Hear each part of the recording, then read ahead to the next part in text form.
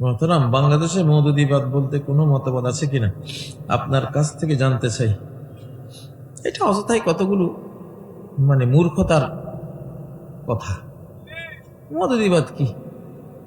মৌলানা মওদুদী রহমতুল্লাহ একটা বড় আলেম ছিলেন, বিশ্ববিখ্যাত চিন্তানায়ক ছিলেন। আপনি সৌদি আরব যান, মৌলানা মওদুদী রহমতুল্লাহকে কত সম্মান করে মদিনা ইউনিভার্সিটির আলেমরা, মক্কা ইউনিভার্সিটির আলেমরা। আপনি গোটা সিরিয়ায় যান, 21টা আরব রাষ্ট্রে যান, সবাই এই আলেমটারে অনেক বড় সম্মান করে। মদিনা ইউনিভার্সিটির যারা প্রস্তাবক ছিলেন, রূপকার ছিলেন, তার মধ্যে মৌলানা মওদুদী একজন। কিছু ভুল তো মানুষের থাকেই, আমারও ভুল আছে, আপনারও ভুল আছে। প্রত্যেক তাফসীর কারকের গন্ডায় গন্ডায় ভুল বের হয়, ভুল আছে। ভুল হলো মানুষের অলংকার। ভুল কি? মানুষের অলংকার।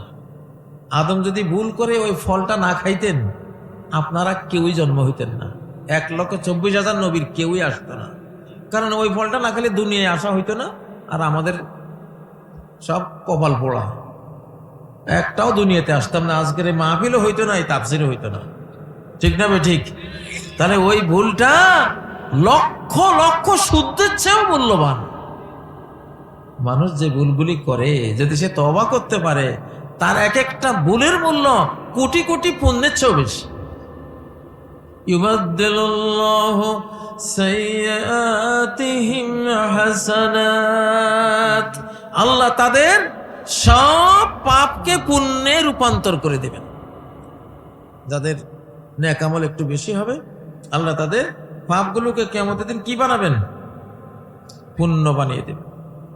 সুবহানাল্লাহ।